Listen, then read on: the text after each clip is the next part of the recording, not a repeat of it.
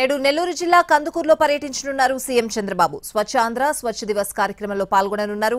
11:45 TRR కళాశాలలోని helipad వద్ద దిగి Kovur road మీదుగా దూబగుంట చేరుకుంటారు.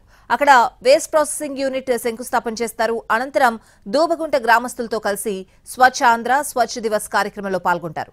ఆ తర్వాత కందుకూరు అగ్రికల్చర్ మార్కెట్ యార్డ్లో బహిరంగ సభలో ప్రసంగిస్తారాయన. ఇప్పటికే సీఎం చంద్రబాబు పర్యటన ఏర్పాట్లను పర్యవేక్షించారు మంత్రులు.